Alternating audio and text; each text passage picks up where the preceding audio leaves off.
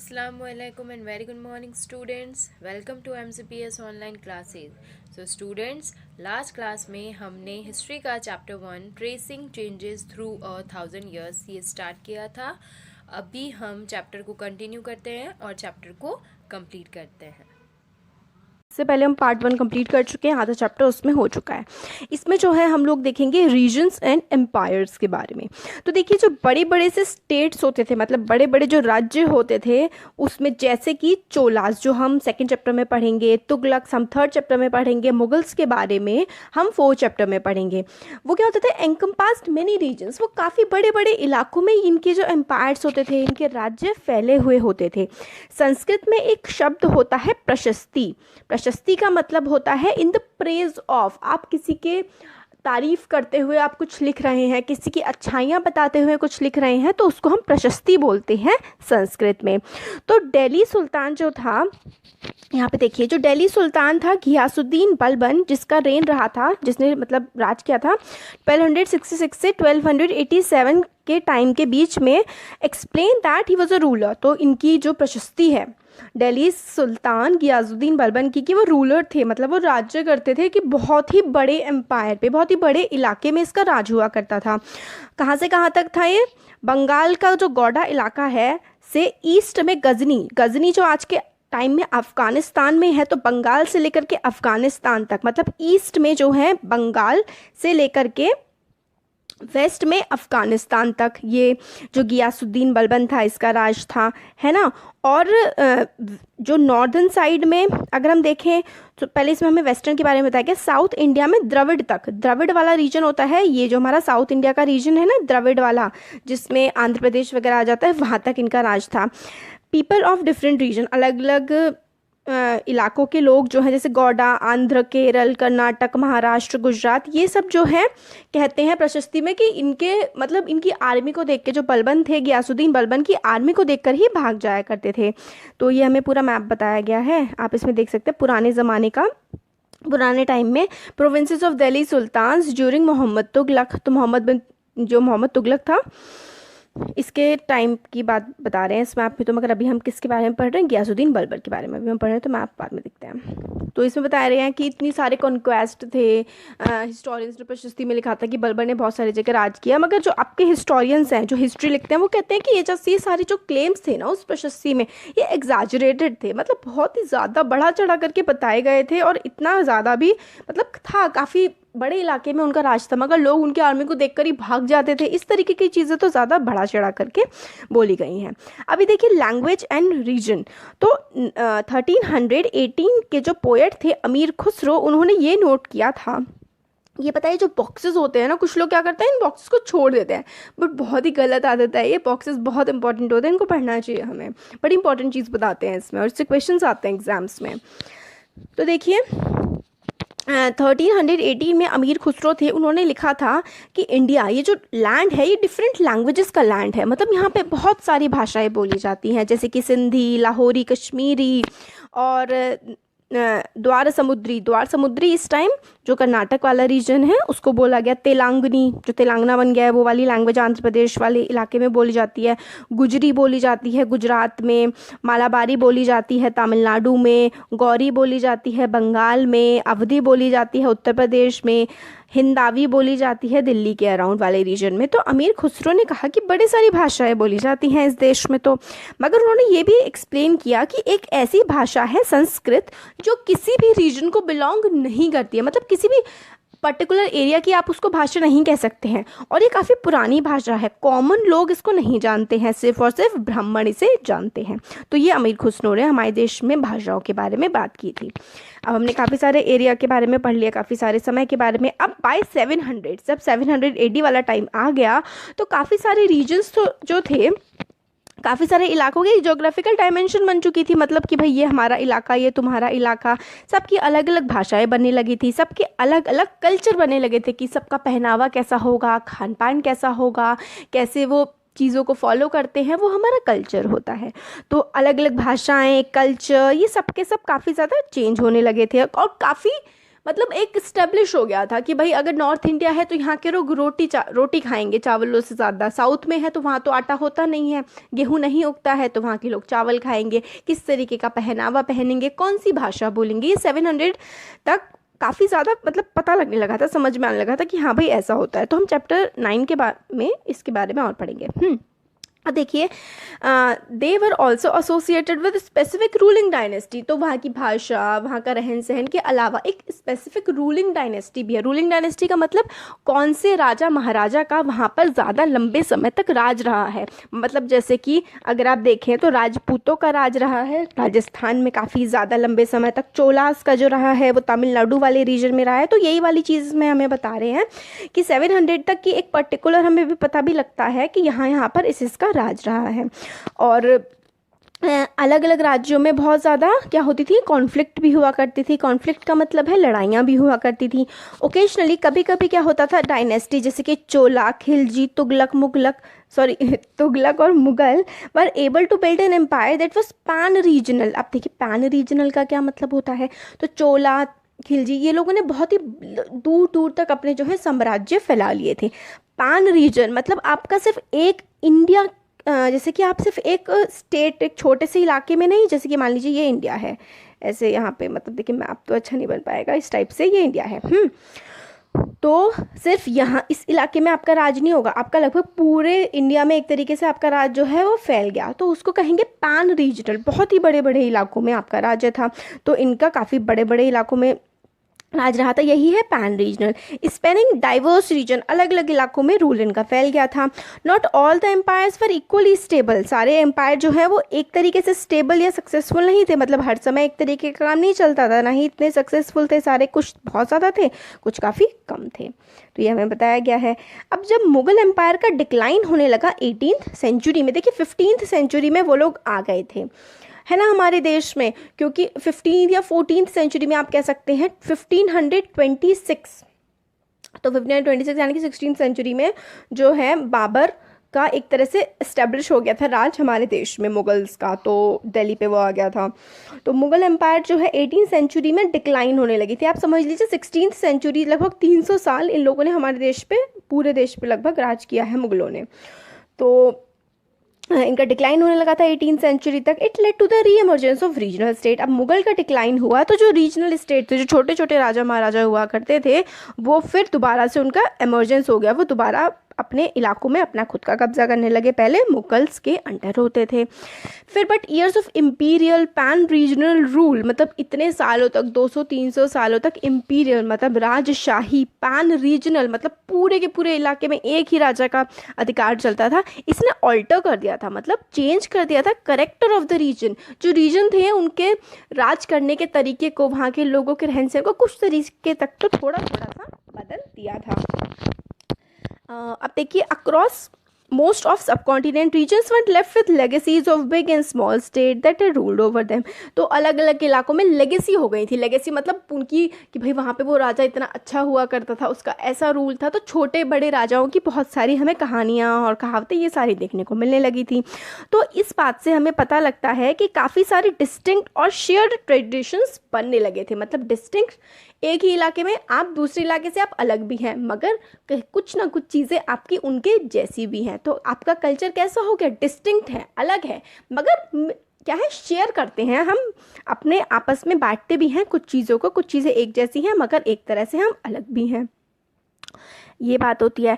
तो जब गवर्नेंस जो चलती थी, जैसे अब डिस्टिंक्ट कैसे हैं और शेयर्ड कैसे हैं, तो जो गवर्नेंस चलती थी, जो राज्य का काम, जैसे राज्य का कामकाज चलता है, वो होती है गवर्नेंस। मैनेजमेंट ऑफ इकोनॉमी, पैसे से रिलेटेड हालात कैसे हैं देश की। एलीट कल्चर, एलीट कल्चर मतलब जो राजा महाराजा हैं वो किस तरीके से रहते हैं। एंड लैंग्वेज, भाषा, ये सारे के सारे governance, economy, elite culture, language. देखिए गवर्नेंस, इकोनॉमी और एलीट कल्चर ये तो सब जगह एक जैसा सा चलने लगा था। एलीट कल्चर और गवर्नेंस दो चीज़ें मोस्टली एक जगह लगभग चीज़ सेम भी होती थी और डिफरेंट भी होती थी। और भाषा भी ऐसी हो गई थी कि हर भाषा में दूसरी भाषा के कुछ ना कुछ शब्द जो हैं वो मिल करके आ गए थे। अब जैसे मैं आपको इंग्लिश और हिंदी का एग्जांपल देती हूँ। देखिए हिंदी में क्या होता है, डकैत होता है, जो डकैती करता है, चोरी करता है, और इंग्लिश में इसका वर्जन होता है डेकॉइट, तो डकैत को वो डेकॉइट बोल देते हैं। और इसी तरीके से जंगल जो है, जंगल हिंदी का भी शब्द है और इंग्लिश का भी शब्द है। ऐसे ही बहुत सारे शब्द जो है अलग अलग भाषाओं में मिलने लगे थे। तो देखिए सिमिलैरिटी भी आ गई, मगर अपनी डिस्टिंक्टनेस, कुछ तो सिमिलैरिटी हैं बट अपनी अलग अलग पहचान फिर भी है, ये वाली चीज़ होती है।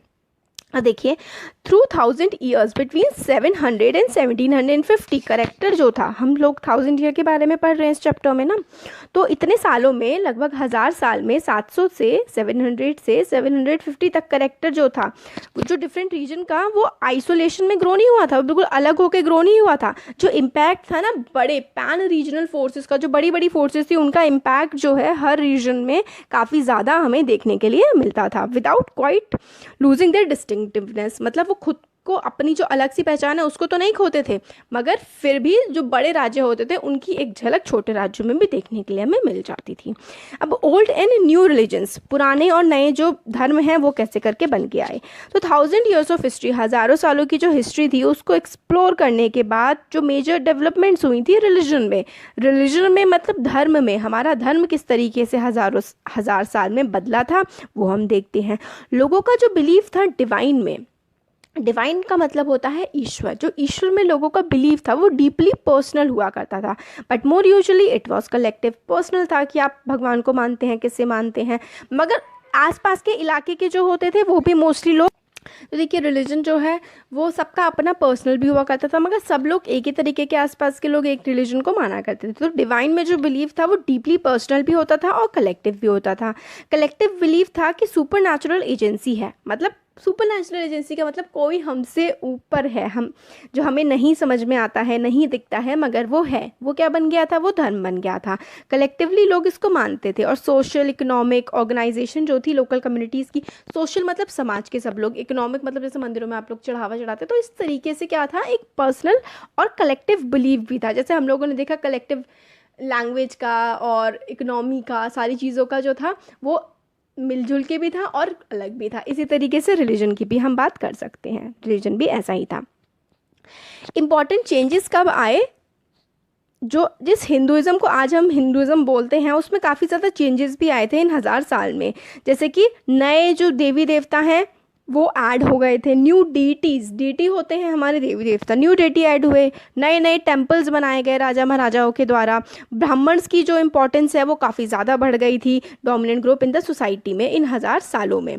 ठीक है, तो उनकी जो नॉलेज थी संस्कृत टेक्स्ट की, वो ब्राह्मण जो थे, their knowledge of Sanskrit text earn the Brahmins a lot of respect in society. तो जो संस्कृत जानते थे ब्राह्मण, देखिए उन लोगों ने अपने आज भी सिर्फ मतलब क्या छोड़िए सब चीज़ें, है ना। तो संस्कृत टेक्स्ट जो है वो सिर्फ संस्कृत भाषा सिर्फ ब्राह्मण जान सकते थे और ब्राह्मण पढ़ सकते थे। इस वजह से ब्राह्मण्स की रिस्पेक्ट जो थी वो सोसाइटी में काफ़ी ज़्यादा बढ़ गई थी, उनकी पोजीशन भी काफ़ी डोमिनेंट हो गई थी, और कोई भी राजा महाराजा था वो इनकी सुनता था, लोग भी इनकी सुनते थे। तो काफ़ी ज़्यादा इंपॉर्टेंट पोजीशन जो है वो ब्राह्मणों की हो गई थी। Their dominant position was consolidated by support of their patrons, new rulers searching for prestige. तो जो राजा महाराजा थे, जैसे कि नए राजा महाराजा बने, उनको अपनी कि भाई हम राजा हैं, एक राजा को हरा के दूसरा, एक तरीके से दूसरे नए राजा बने, तो समाज में उनको मान्यता मिले, लोग उनको माने, तो ये काम कौन करते थे, ब्राह्मण ये काम किया करते थे। तो इसलिए ब्राह्मणों को राजा महाराजा भी काफ़ी ज़्यादा सम्मान दिया करते थे। One of the major development of this period was emergence of idea of bhakti. Bhakti movement भी काफ़ी ज़्यादा डेवलप हुआ। भक्ति का मतलब है आप ईश्वर की भक्ति कर रहे हैं, आपको किसी ब्राह्मण की, किसी इस तरीके के लोगों की ज़रूरत नहीं है भगवान से अपना कनेक्शन बनाने के लिए। आप आपके पर्सनल भगवान हैं, आप उनकी पूजा करिए श्रद्धा से और आप उन्हें पा सकते हैं। ये था भक्ति मूवमेंट का, जो हम आगे चैप्टर्स में पढ़ेंगे। पूरा चैप्टर है बुक में भक्ति मूवमेंट के बारे में। तो इस पीरियड में नए रिलीजन्स भी आए, नए धर्म भी आए हमारे सब कॉन्टिनेंट में। इंडिया में मर्चेंट्स, व्यापारी जो हैं, माइग्रेंट्स अलग अलग जगह से, जो कुरान है मुस्लिम्स की, उसकी टीचिंग्स को हमारे देश में लेके आए। तो जो इस्लाम है हमारे देश में वो बहुत ही नया रिलीजन है। लगभग आप कह दीजिए 800 साल पहले से पहले ही मतलब जैसे 1200 सेंचुरी आज 21st चल रही है ना, हाँ, तो अब 1000 साल हो चुके हैं। उससे पहले हमारे देश में इस्लाम नहीं था, दुनिया में ही इस्लाम बहुत सबसे नया रिलीजन आप इसको मान सकते हैं, और इंडिया में भी बहुत ही नया आया है। जितने भी लोग आज मुस्लिम्स हैं हमारे देश में, सबके सब कन्वर्टेड हैं, मतलब कुछ पहले हिंदू होंगे, मोस्टली सब हमारे देश में सब हिंदू ही हुआ करते थे, सब लोग कन्वर्टेड हैं वो। तो जब कुरान की टीचिंग्स हमारे देश में आई तो काफ़ी सारे लोगों को तो फोर्स्ड कन्वर्शन कराया गया, मतलब ज़बरदस्ती, जैसे जो गरीब लोग होते थे और बहुत सारे लोगों को कि नहीं मानोगे तो हम तुम्हें मार देंगे, तो इस तरीके से ज़बरदस्ती मुस्लिम धर्म में कन्वर्ट किया गया काफ़ी सारे लोगों को। तो इस तरीके की काफ़ी बातें हैं। तो जो रूलर्स थे, फिर जो राजा था वो मतलब इस्लाम धर्म को मानता था, तो काफ़ी लोग कन्वर्ट हो गए, तो इसी तरीके से बने हैं। तो कुरान जो थी वो होली बुक है मतलब इस्लाम में, और तो सब लोगों ने, मुस्लिम्स ने इसकी सोवर्निटी एक्सेप्ट की कि मतलब एक गॉड है, एक अल्लाह है और हम उनके अंडर हैं, इन्होंने माना। और अल्लाह जो है वो सबसे प्यार करते हैं, मर्सी दिखाते हैं, यही वाली चीज़ में। इसी तरीके से क्या हुआ, एक नया रिलीजन हमारे देश में आया, इस्लाम, और उनकी होली बुक होती है, उनकी पवित्र किताब होती है कुरान। तो काफ़ी सारे rulers were patron of Islam and ulama learn theologies and jurist. तो काफ़ी सारे जो जैसे हिंदुज़म में ब्राह्मण होते थे, ऐसे इस्लाम में क्या होते हैं, उलेमा होते हैं। उलामा जो होते हैं वो धर्म के बारे में जानते हैं, धर्म के जो कानून होते हैं उनके बारे में जानते हैं, हिंदुज़म की तरह। Islam was interpreted in a variety of ways by its followers. Islam को अलग अलग तरीके से उसके जो फॉलो करने वाले लोग थे, मानने वाले लोग थे, अलग अलग तरीके से इंटरप्रेट किया। तो शिया मुस्लिम थे, वो प्रॉफिट मोहम्मद जो थे, जिन्होंने इस्लाम धर्म की स्थापना की, इसको स्टार्ट किया।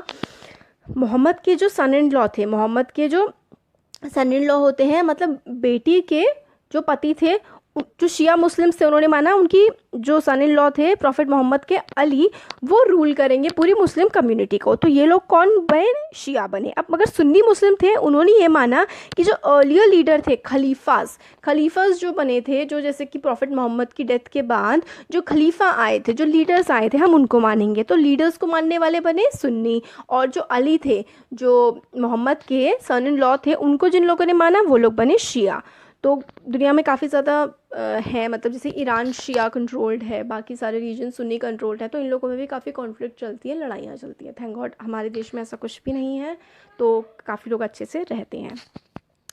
अब इसमें वही और ज़्यादा डिफरेंसेस इसमें आ गए, वेरियस स्कूल बन गए, स्पेशली इंडिया में हनाफी और शाफ़ी एंड थियोलॉजी एंड मिस्टिक। तो हनाफी और शाफ़ी वाला डिवीजन भी आ गया, और थियोलॉजी और मिस्टिक ट्रेडिशन भी आ गए, जैसे कि सूफिज़म भी हमारे देश में काफ़ी ज़्यादा पॉपुलर हुआ। अब आगे आता है इसमें thinking about time and historical period. Historian जो है वो टाइम को ऐसे नहीं देखते जैसे घंटे बीत रहे हैं, साल बीत रहे हैं, वो एक पर्टिकुलर टाइम, मतलब एक बड़े समय में क्या क्या इम्पोर्टेंट चेंजेस हुए, क्या क्या ट्रांसफॉर्मेशन हुई, किस तरीके से आइडियाज़, बिलीव्स बदले, इन सब चीज़ों को कलेक्टिवली वो लोग देखते हैं। मतलब कैसे करके धर्म बदल रहा है, कैसे समाज बदल रहा है, उसके हिसाब से वो हिस्ट्री लिखते हैं।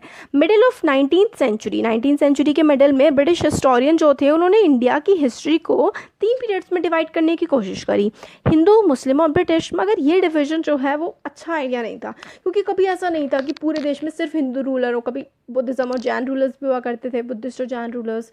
फिर सारे देश में मुसलमान शासक नहीं थे, और फिर पूरे देश पर जो है ब्रिटेन का भी कब्ज़ा नहीं हुआ। इस तरीके से क्या हुआ कि ये जो डिवीज़न था ना, हिंदू, मुस्लिम और ब्रिटिश, ये हमारे हिस्टोरियंस को पसंद नहीं आया, क्योंकि ये इकोनॉमी, कल्चर, सोसाइटी, इस सब का जो डेवलपमेंट था, डाइवर्सिटी थी, जो भिन्नता थी हमारे सब कॉन्टिनेंट की, इकोनॉमी पे, लैंग्वेज पे, कल्चर पे, इसको नहीं दिखाता है। तो हिस्टोरियंस ने इसको अच्छा नहीं माना। कुछ हिस्टोरियन फॉलो पीरियड, कुछ लोग हैं, कुछ हिस्टोरियंस हैं जो हिंदू, मुस्लिम और ब्रिटिश वाले को मानते हैं, बट बहुत लोग नहीं मानते हैं। ज़्यादातर लोग देखते हैं इकोनॉमिक और सोशल फैक्टर्स थे, जो इकोनॉमी कैसी थी, हमारा देश कैसा अमीर था, गरीब था, कैसा हिसाब था, सोशल कंडीशन कैसी थी, कौन कौन से धर्म थे, इन सब के बेसिस पे हिस्ट्री को पढ़ा जाए तो कुछ हिस्टोरियंस मानते हैं वो ज़्यादा अच्छा होता है। ज़्यादातर यही मानते हैं कि सोशल इकोनॉमिक फैक्टर को लेके चलें तो वो ज़्यादा अच्छा है। तो अब जो हम पढ़ेंगे आगे की हिस्ट्री, आगे के चैप्टर्स में हंटर गैदरर के बारे में पढ़ेंगे, फार्मर्स के बारे में, लोगों के बारे में, विलेजेस, एम्पायर्स, किंगडम, सिर्फ राजा महाराजा के बारे में नहीं, हम लोगों के बारे में भी बहुत कुछ पढ़ेंगे आगे के चैप्टर्स में। और हिस्ट्री में भी यही होता है। तो ये वाला जो टाइम है 7th क्लास पूरी जो है वो मिडिवल हिस्ट्री में आती है। 700 जो आज से 1000 साल पहले वाला जो टाइम था वो मिडिवल हिस्ट्री में आता है, उसी के बारे में हम पढ़ेंगे। इसमें क्या हुआ था, जो पीजेंट सोसाइटी थी, जो किसान वगैरह थे, उनका किस तरीके से बढ़े वो लोग, कैसे जंगलों को काट के एग्रीकल्चरल लैंड में कन्वर्ट कर दिया गया, खेती बाड़ी की गई, कैसे जो है यूरोपियन ट्रेडर्स जो हैं हमारे देश में आए और किस तरीके से फिर वो राज करने लगे। फिर 1000 ईयर की हिस्ट्री जो है पूरे देश की, उसमें कंसिडरेबल चेंज हमें देखने के लिए मिलता है। पूरा पीरियड जो है बहुत सारी चीज़ें थी इसमें। तो इसको हम लोग मिडिवल कहते हैं। मिडिवल इसलिए नहीं कि इसमें मॉडर्न आइडियाज़ नहीं थे या फिर ये बहुत ही पिछड़ा हुआ था, ये एक टाइम डिवाइड करने के लिए कि एक पुराना टाइम था एंशियंट, फिर हम उसको बीच वाले टाइम में आ गए, फिर हम लोग मॉडर्न टाइम में आ गए। मॉडर्न चीज़ें यहाँ पर भी थी, तो मगर फिर भी हम लोग एक डिवीजन के लिए कुछ तो हमें करना पड़ेगा, तो हमने मिडिवल पीरियड इसको माना। तो modernity carries with it the sense of material progress and intellectual advancement. तो मॉडर्निटी का मतलब होता है कि मटेरियल प्रोग्रेस हो रही है, लोगों के पास पैसा भी आ रहा है, लोगों की थिंकिंग बहुत ज़्यादा अच्छी लिबरल हो रही है, चीज़ों को एक्सेप्ट कर रहे हैं, तो ये सारी चीज़ें मॉडर्निटी में आती है। तो मगर पुराने ज़माने में इतनी भी ख़राब सिचुएशन नहीं थी, मगर एक डिवीज़न करने के लिए हमने ये किया है। तो 1000 ईयर की जो सोसाइटी थी वो किस तरीके से उसकी इकोनॉमी ट्रांसफ़र हुई, कैसे लेवल ऑफ प्रॉस्पेरिटी बढ़ा, कैसे लोगों के पास पैसा बढ़ा, किस तरीके से यूरोपियन ट्रेडिंग कंपनीज हमारे देश में आई, उस पैसे को देख करके ये पूरा का पूरा हम लोग जो है आगे के चैप्टर। तो इस तरीके से हमारा चैप्टर 1 कंप्लीट होता है। नेक्स्ट वीडियो में हम हमारा नेक्स्ट चैप्टर स्टार्ट करेंगे। आप लोगों को मैं असाइनमेंट दूंगी, क्वेश्चन आंसर्स के PDF फाइल भेजूंगी, तो उसको आप अपनी नोटबुक में कंप्लीट करिएगा। तो ठीक है बच्चों, नेक्स्ट वीडियो में मिलते हैं। तब तक के लिए stay home, stay safe. Thank you.